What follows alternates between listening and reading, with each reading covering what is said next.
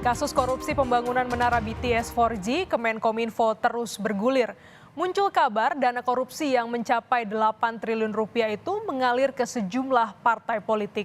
Atas dugaan ini, 3 parpol yakni Nasdem, Gerindra, dan PDI Perjuangan kompak menyerahkan urusan itu pada penegak hukum.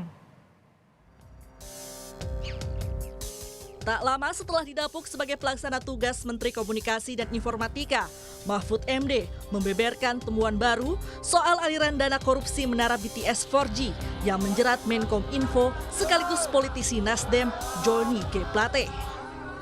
Dari informasi yang ia dapat, Mahfud menyebut dana korupsi yang mencapai 8 triliun rupiah itu mengalir ke sejumlah partai politik. Namun, kata Mahfud, informasi itu baru sebatas gosip politik. Agar tetap berada di ranah hukum, Mahfud mendorong Kejaksaan atau KPK untuk menyelidiki dugaan itu. Ya, terima kasih. Saya juga dapat berita itu dengan nama-namanya gitu, tapi saya anggap itu gosip politik.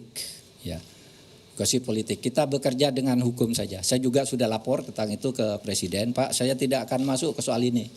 Ini pembuktiannya akan rumit dan mungkin menimbulkan kerumitan politik. Oleh sebab itu, saya persilahkan Kejaksaan atau KPK kalau itu di luar angka-angka yang sudah konkret untuk menyelidiki ini.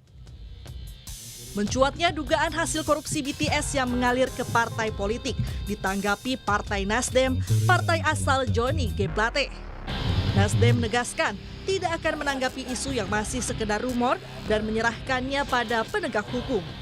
Jadi itu bukan tuduhan. Saya sudah mendalami, itu bukan tuduhan, itu rumor. Kita tidak mau menanggapi rumor. Kalau dia sudah menjadi bagian dari proses hukum, kita akan merespon. Tapi kalau rumor, capek kita. Hari ini ada rumor, sore sudah menguap, besok lain lagi. Kita nggak mau menanggapi rumor, sorry ya. Kalau soal BTS, kita mengacu kepada pernyataan Pak Surya Paloh, minta aparat penegak hukum dalam hal ini bertindak profesional. Partai lainnya, Gerindra juga turut buka suara. Gerindra dengan tegas membantah telah menerima aliran dana hasil korupsi BTS di Kemenkominfo. Gerindra kita justru kaget dengar ada aliran, sementara keterkaitannya ya nggak ada sama sekali kita di soal BTS itu. Sekaligus saya membantah bahwa ada dugaan aliran dana yang mengalir ke Partai Gerindra, karena itu memang tidak betul dan ya rakyat sudah pintar. Sikap yang sama juga dilakukan Ketua Komisi 5 DPR fraksi PDI Perjuangan Lasarus. Lasarus memilih menunggu penjelasan dari Kejaksaan Agung soal dugaan aliran dana proyek BTS Kemenkominfo. Oh iya, kalau itu penegakan hukum monggo aja. Silakan nanti biar hukum yang menjelaskan. Iya silakan aja. Itu udah prosedur dong. Itu prosedur.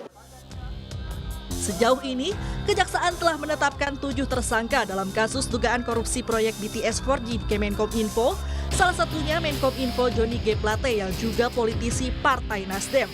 Dalam perkara ini, kerugian ditaksir mencapai 8 triliun rupiah. Tim Liputan, Kompas TV.